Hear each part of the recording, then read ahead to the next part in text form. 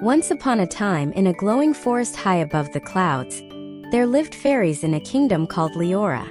It was a beautiful hidden world where flowers sang in the morning, the rivers told stories at night, and every breeze carried a bit of magic. At the heart of it all floated the star of Leora, a brilliant, glowing crystal that gave life to the forest and powered all the fairies' magic. Every year, on a special night called the Eve of First Light, the star would shine its brightest, and the fairies would celebrate with music, dancing, and floating lanterns that sparkled in the sky like fireflies. But on one such night, just as the celebration reached its peak, something terrible happened. The star disappeared. One moment it was there, glowing above the great willow tree, and the next it was gone. The music stopped. The lanterns dimmed. A cold wind swept through the forest, and silence fell over the kingdom. Queen Evelindra, the wise and kind fairy who ruled over Leora, looked up with sorrow in her eyes. "Without the star," she said softly, "our magic will fade, the forest will wither, and Leora will fall into darkness." She called for her three most trusted fairies, Poppy, the youngest and most curious, Bramble, who was always full of tricks, and Luma, who could bend light like a ribbon in her hands. "You must find the star," the queen told them. "You must bring it back before the moon rises again." The three fairies nodded, and with a shimmer of wings and a spark of hope, they set off beyond the edges of their known world. They flew past the forest, past the rivers, and into a place where no fairy had gone in a long, long time, the forgotten fringe. Their first challenge came in the Forest of Echoes, a strange place where the trees repeated your words, sometimes even before you said them. "Be quiet," Luma warned. "This forest traps you in your own voice." But Bramble, being Bramble, hummed a silly song anyway. The trees echoed his tune louder and louder, twisting the path around them into a maze. Poppy, however, noticed something odd. One tree was different. It echoed her words before she spoke them.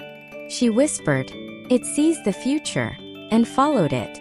Sure enough, that tree led them out of the maze just as night began to fall. But then they saw eyes in the dark, red, glowing and watching. The Whisper Hound stepped from the shadows, a creature of smoke and wings. "Turn back," it growled, "or be lost." Bramble raised his hands, ready to cast a spell, but Poppy stepped forward. "We're not here to fight," she said. "We're here for the star." The Whisper Hound looked at her, then dropped a single feather glowing with warmth. "One has passed this way, carrying light and shadows." They went to the hollow mountain. So the fairies flew on, carrying the feather, until they reached the Bridge of Wishes. The bridge only let travelers pass if they gave up something dear. A dream, a memory, a piece of themselves. Luma gave up her first spell. Bramble gave up his wish to be the funniest fairy in the forest. They crossed.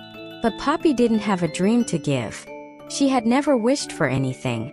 "I don't know what to give," she said softly. Then she remembered the feather from the Whisper Hound, the gift given to her in trust. She held it out. "Maybe I can give this." The bridge shimmered and let her through. As they reached the hollow mountain, a storm brewed above. The sky rumbled, and the wind howled through the jagged rocks. Inside the mountain, they found a great crystal cage holding the star. And standing before it was someone cloaked in shadow. He turned slowly, revealing his face. It was Phelan. Long ago, he had been a fairy of Leora, until he disappeared without a trace. His wings were torn, his eyes sad. "I didn't steal the star to destroy Leora," he said. "I took it to save the broken realm, where forgotten fairies like me are trapped." Luma looked at him. "Why didn't you ask for help?" "Because no one ever listened," he said. "I was different. I didn't belong." Poppy stepped forward. "But we're listening now," she said. "Maybe there's a way to save both worlds." The star glowed in its cage. The mountain trembled. The darkness began to rise around them. Bramble shouted, "We're out of time." Poppy looked at the cage, then at the feather, then at the light in her chest.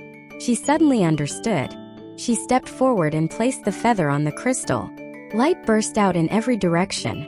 The mountain shook, but not with fear, with power. The star rose into the air and sent out two beams of magic. One to Leora, one to the broken realm. The spell was complete. Phelan fell to his knees, his wings beginning to heal. "You did it," he whispered. "No," Poppy said with a smile. "We did it." They returned to Leora as heroes. Magic flowed once more. The trees bloomed, the rivers sang, and the fairies cheered. Queen Evelindra hugged them all. "You've not only brought back the star," she said. "You've brought back hope." Phelan was welcomed home. And Poppy? She became the youngest guardian Leora had ever known. A keeper of balance between light and shadow. And every year on the eve of first light, the fairies now celebrate not just the star, but the bravery of 3 fairies, a forgotten one who found his way back, and the power of a heart that listens.